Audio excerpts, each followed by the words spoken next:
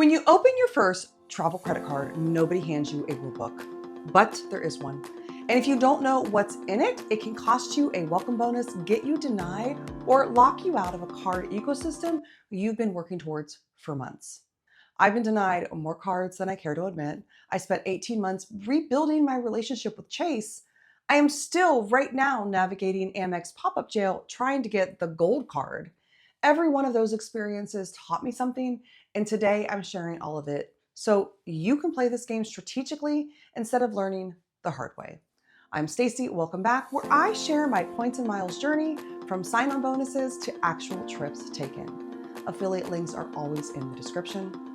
Using my links costs you nothing, but helps me continue to produce free content. And I genuinely appreciate every single one of you who does that. Let's get into it. The universal 1-year rule. Before we get into issuer-specific rules, there was one rule that is universal, and it's written into the terms and conditions of almost every welcome bonus offer you'll ever sign up for. If you open a credit card and receive a welcome bonus, you are expected to hold that card for at least 365 days before downgrading or canceling it. Issuers can claw back welcome bonuses if they determine a card was opened purely to collect the bonus and immediately closed. Here's the process I follow every single time. Hold the card for at least 365 days. Ideally, let the second annual fee post. Within 30 days of that annual fee hitting, call and ask for a retention offer. If the retention offer makes sense, keep the card. If not, ask about the downgrade options to a no annual fee card. If no downgrade exists and the card doesn't justify the fee, cancel. I've asked for retention offers many times. I have not always received one. Issuers are more likely to offer retention offers on cards you actively use. The ask never hurts, but go in with realistic expectations. My cancellation mistake and what it cost me. I want to be real about something before we go any further. Between December of 2025 and March of 2026, I canceled 5 cards: a Hawaiian Airlines personal and business card, a Southwest personal and business card, and the Bank of America Alaska business card. The Hawaiian cards became less relevant after the Alaska-Hawaiian merger. The Southwest and Alaska cards no longer fit my strategy. That many cancellations in a short window almost certainly contributed to my most recent Amex pop-up jail. Closing multiple accounts affects your average account age, your available credit, and how issuers perceive you as a borrower. Space your cancellations out. Even when it makes sense to close a card, timing matters. Chase and the 524 rule. Chase has the most well-known application rule in all the points and miles world. It's called the 524 rule. And if you're serious about this hobby, you need to know it. What is the 524 rule?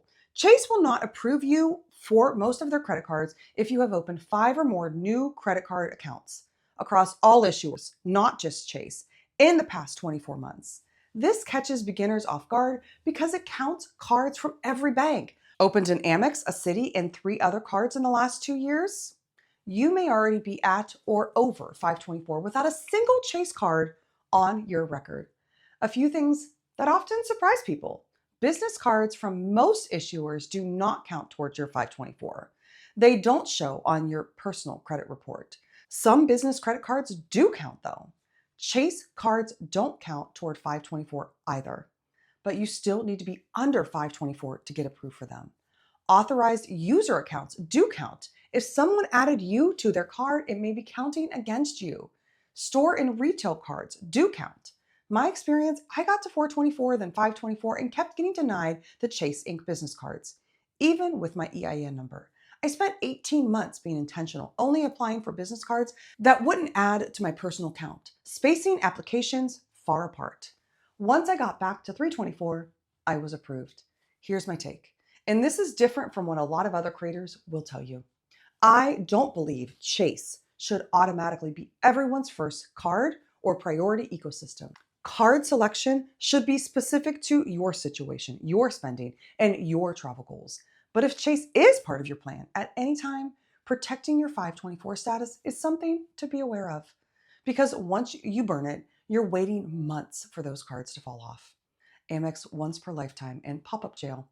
Amex has 2 rules that beginners run into constantly. Once per lifetime. Amex welcome bonuses are generally limited to once per card per lifetime. If you've ever held an Amex Gold and received the welcome bonus, you won't receive it again, or a future Gold card, even if it's been a decade. This makes timing your Amex applications critical. Apply when the offer is at its highest, not just whenever it feels convenient. Pop-up jail? This one is exactly as frustrating as it sounds. During the application process, instead of a normal approval or denial, Amex sometimes shows you a message that says, "You're not eligible for the welcome bonus on this card based on your history with Amex welcome offers." You can still get the card, just without the bonus. I hit pop-up jail when I applied for the Amex Green Card. I am still navigating it right now with the Gold. The Green eventually came through with a bare minimum offer of 15,000 points. Not ideal, but I took it and moved forward. The most effective way to work your way out of pop-up jail, put real meaningful spend on your existing Amex cards. Amex Rewards active engagement. Show them you're a customer worth investing in, not just a bonus chaser. I am currently putting significant spend on my Amex cards specifically to improve my standing before my next Gold application. It takes patience, but the alternative is continuing to hit a wall. Citi, the 24-48-month rule. Citi's rule is called the 24-48-month rule, and it applies per card family rather than across Citi products. The 24-month side. You generally cannot earn a welcome bonus on a Citi card if you have opened or closed a card in the same family within the past 24 months. The 48-month rule side. For some card families like the Strata, you cannot receive the same welcome bonus twice within 48 months. The key word is card family. The Strata Premier and Strata Elite are in the same family. Opening or closing one affects your eligibility for other bonuses.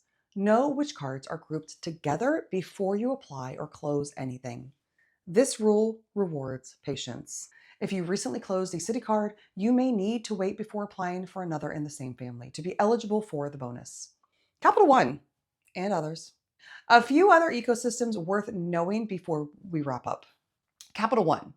You can generally hold a maximum of 2 Capital One personal cards at a time. And Capital One pulls from all 3 credit bureaus when you apply: Equifax, Experian, and TransUnion. Most issuers pull 1 or 2. One Capital One application means 3 hard inquiries on your credit report. Know that going in. Bank of America for its Atmos Rewards. Bank of America has long been the issuer behind Alaska Airlines credit card family. After the Alaska and Hawaiian Airlines merge completed, the program rebranded as Atmos Rewards, and Bank of America now issues 3 personal Atmos cards and the personal card. If you're looking at earning Atmos miles, these are solid cards worth knowing about. The key rules to be aware of mirror what you'd expect from most issuers. Welcome bonus eligibility, application spacing, and the 1-year hold philosophy we covered earlier. As always, verify current terms before you apply, since card offers and bonus structures can change. I'll be doing dedicated videos on each ecosystem individually: Chase, Amex, Citi, Capital One, and Bank of America, maybe even Wells Fargo, going deeper on each one separately. This video is the foundation. Those will be the deep dives.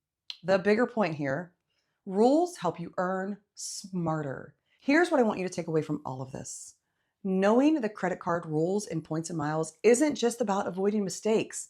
Though it absolutely helps with that. It's about being intentional. When you understand the rules, you can space out applications strategically. You can maximize each welcome bonus instead of burning eligibility on a mediocre offer. You can build a card portfolio that actually serves your travel goals. And here's the connection to everything else we've talked about in the series. Knowing the rules means you need fewer cards to get where you want to go, because you're not wasting applications, not losing bonuses to technicalities, and not spending 18 months rebuilding your standing with an issuer like I did. The rules are in the terms and conditions of every card you apply for. They've always been there. Now you know where to look. The 1-year rule, the Chase 524 rule, Amex once per lifetime, and pop-up jail. Citi's 24-48-month rule, Capital One's 3 bureau pool. These are the rules that matter most. And now you know the basics. The full breakdown is on the blog with links to each individual ecosystem post. I'll link everything in the description. If this was helpful, hit the like button and subscribe because individual ecosystem deep dives are coming for Chase, Amex, Citi, Capital One, and Bank of America, and again, maybe Wells Fargo. Each one gets its own video. I'm Stacy. Thanks for listening, where I share my points and miles journey from sign-on bonuses to actual trips taken. See you in the next one. What's new? I always talk about two things at the very end, so here's what's new. I recently called on my Marriott Bonvoy Boundless card and I got a retention offer. I was actually a little surprised. I get good value out of those free night certificates, but they're getting harder to find. So I'm like, hey, you know what? I'm going to call, I'm going to ask and say, hey, it's hard to get value out of those free night certificates. And she actually offered me a $50 retention bonus, which was fine. The annual fee is $95. And I took the retention bonus and it already hit. It hit within 3 days. She said it would be 1 to 2 billing cycles and it hit quickly. The other thing I did, chase your own data points, right? So I applied for the Chase Sapphire Preferred. I got denied. I kind of figured I would. I applied for the Chase Sapphire Preferred 5 years ago and I got the offer, but currently I'm holding the Chase Sapphire Reserve. I've held the Chase Sapphire Reserve now for 2 years. I don't know what their computer system is telling them. So I figured, why not apply for the Chase Sapphire Preferred? If you get the pop-up jail or the pop-up that says you're not eligible, fine, move on, cancel. It's great. Next month, my annual fee hits on my Chase Sapphire Reserve. So my plan is to downgrade to the Chase Sapphire Preferred, wait about 30 days, and then apply for the Chase Sapphire Reserve. I am eligible for that sign-on bonus, but right now the Chase Sapphire Preferred offer is 100,000 points. I'm going to put that offer below in the description. Please use my link. If you use my link, I appreciate it. But why not? Be the data point. So that's exactly what I did. I got denied. We'll see what happens next month. Until next time, happy travels.